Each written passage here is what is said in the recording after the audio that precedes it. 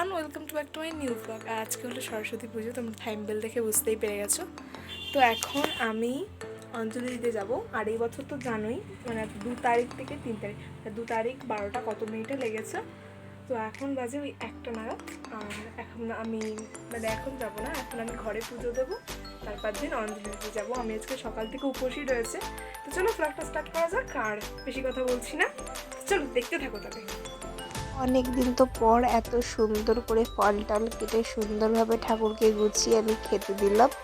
আমি তো পুজো দিই, এমনি বাতাসা জল দিয়ে আমি পুজো দিই, বাট এই সুন্দরভাবে ফল টল কেটে পুজো দেবার যে আনন্দটা না, সেটা আলাদা রকমের সরস্বতী পুজোর দিন। আর বেশিরভাগ সরস্বতী পুজোর দিন আমিই পুজো দিই, আর বিশ্বকর্মা পুজোর দিন আমি পুজো দিই।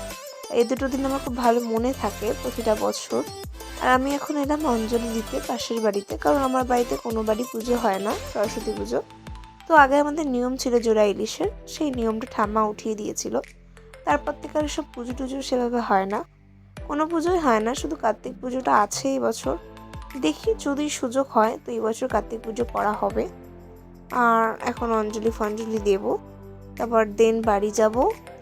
তো পাশেই একদম, তো বাড়ি গিয়ে রেডি ফেডি হয়ে আবার বেরোনোর আছে আমার।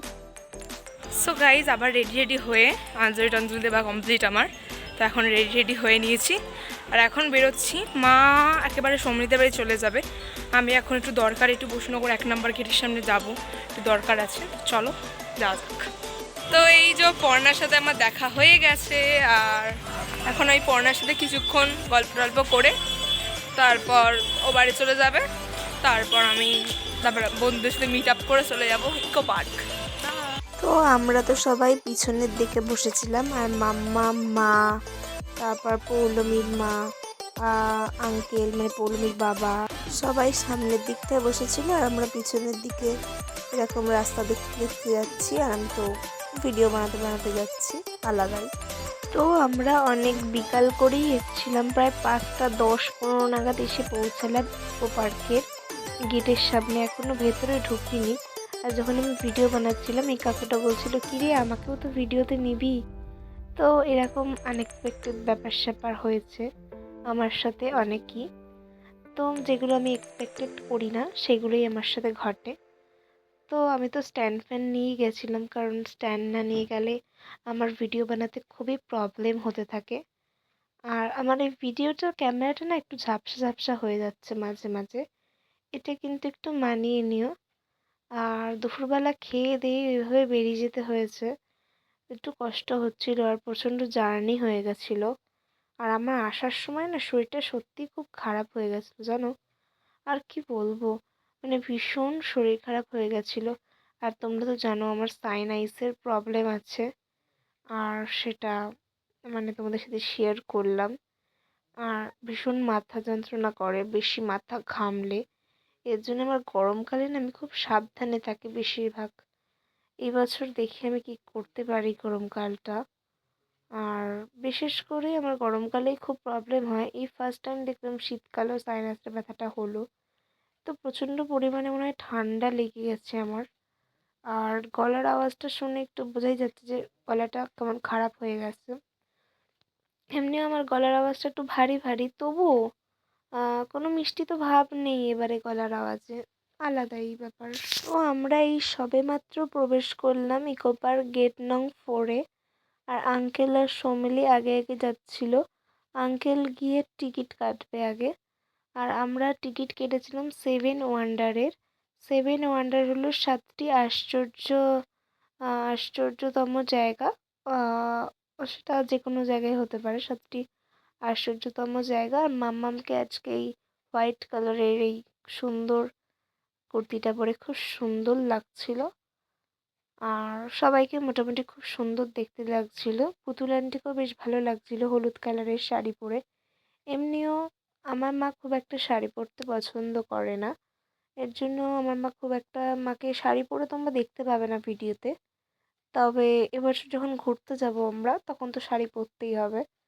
তো ঘুরতে যাব কোথায় আমি এটাকে বলতে চাই না, ওটা একটুখানি তোমরাও এক্সাইটিংয়ে থাকো, আমিও এক্সাইটিংয়েই আছি। আর সবই জানতে পারবে, সবই আমি তোমাদের সাথে শেয়ার করব। আর এই ফার্স্ট টাইম দূরে কোথাও ঘুরতে যাচ্ছি, না তার আগেও গেছি আমরা আলিপুরদুয়ার, সেটা 2021-এ। আর এবারে এতদিন পর আবার দূরে কোথাও যাওয়া হচ্ছে, তো খুব এক্সাইটিংয়ে আছি। আর এবার আর নর্থ বেঙ্গল যাচ্ছি না, কারণ নর্থ বেঙ্গল তো ঘোরা আছে, যাব পরে যাব, গরমকালের দিকে যেতে পারি।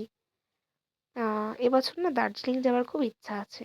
আর কি বলবো, এইগুলো কিনতে তারপর এলাম আমরা, লাইটিংগুলো। তো ফার্স্টে আমরা মিশরের পিরামিড দেখে চলে এলাম এই কলোসিয়ামে, যেটা খুব অসাধারণ ছিল। আর আমি জানো একবার ছোটোবেলায় ইকো পার্কে এসেছিলাম আমার মায়ের বান্ধবীদের সাথে, তার সাথে আমার বন্ধুরাও ছিল নাচের স্কুলের। তো অনেক বছর পর আমি এলাম। তো আমার মাসির বাড়ি পাশেই, নবাবপুরে, তোমরা তো জানোই। ওটা একটা নাম নবাবপুর। নবাবপুরের মধ্যে ইকো পার্ক। তো আমার মাসির বাড়ি অনেকবারই আসা হয়েছে, কিন্তু ইকো পার্ক কিন্তু কোনোদিনও ঢোকা হয়নি জানো গাইস। তো অনেক বছর পর এসে সত্যি কথা বলতে খুব আনন্দ লাগছিল। আর সৌমিলি এখানে কিনতে এসেছিল ওর লাইটিং হেয়ার ব্যান্ড, আমরাও নিয়েছিলাম। তারপর আমি খরগোশ হেয়ার ব্যান্ডটা পরেছিলাম, জানিও তো আমায় কেমন লাগছে। আর তারপর আমরা সবাই মিলে এদিক ওদিক অনেক ঘোরাঘুরি করলাম, ভিডিও বানালাম। তারপরে এই ব্রিজটার এখানে উঠেছিলাম, যেটা খুব সুন্দর ছিল। আর এখান থেকে তাজমহলটা কিন্তু খুব সুন্দর লাগছিল। আর আমি যখন তাজমহলের ওখানে একটা ছবি তুলছিলাম, পিছনে একটা চাঁদ ছিল, চাঁদ মানে আকাশের চাঁদ, যেটা দেখতে কিন্তু খুব অসাধারণ লাগছিল। আর আমাদের যেতে যেতে অনেক রাত হয়ে গেছিলো, তাই আমরা সাইকেলিংটা করতে পারিনি। ইচ্ছে ছিল সাইকেলিংটা করার, কিন্তু এইবারে যদি বা হয়ে উঠলো না। তো পরে কোনোবার চেষ্টা করব, কারণ আমার মাসির বাড়ি তো এইদিকে।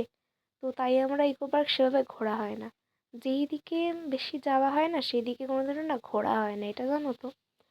তো তারপর আমরা এদিক ওদিক মানে বেশি কিছু খাইনি, টুকটাক আইসক্রিম ফুচকা এগুলো খেয়েছি।